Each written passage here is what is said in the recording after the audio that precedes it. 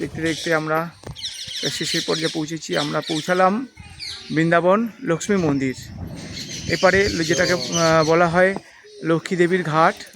আমরা কেশিঘাট থেকে নৌকোয় করে এপারে সবাই পৌঁছালাম। আমাদের ভক্তবৃন্দ থেকে নিয়ে এসেছি লক্ষ্মী মন্দির। কথিত আছে যে এই লক্ষ্মী মন্দির বৃন্দাবনের যে যখন রাধারানীর কাছে এখানে চেয়েছিল একটি মানে তার রাসলীলায় অংশ করার জন্য মা লক্ষ্মী অনেক ইচ্ছা ছিল, কিন্তু রাধারানীর কী হয়েছে অনুমতি দেননি।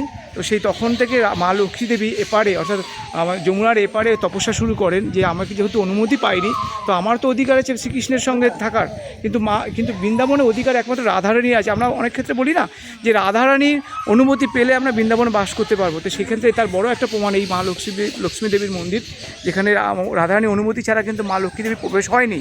তো সেই থেকে মা এখানে তপস্যা করতেন এবং কথিত আছে যে মা বলেছেন যে ঠিক আছে ওখানে কোনো ফসল হবে না, কিন্তু মা রাধারানীও বলেছে আমার এখানে ফসল না হলে কোনো ভক্ত অভুক্ত থাকবে না। আজও অবধি কোনো ভক্ত অভুক্ত থাকে না। তার বড় প্রমাণ আমরা দেখতে পাই, রাধারানী কেউ চাইলেও অভুক্ত থাকতে পারবে না।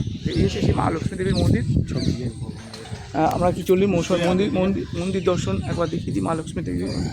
এই হচ্ছে মন্দিরের চারিদিকটা, অপূর্ব দৃশ্য, চারিদিক সুন্দর মনোরম। মা লক্ষ্মী দেবী মা আমাদের মন্দির বন্ধ হয়ে গেছে এক্ষুনি, জাস্ট একটু আগে খোলা ছিল। ভক্তরা চলো সবাই এগিয়ে চলো, পরবর্তী আমরা দর্শন করবো। জয় জয় শ্রী রাধে শ্যাম। চলো।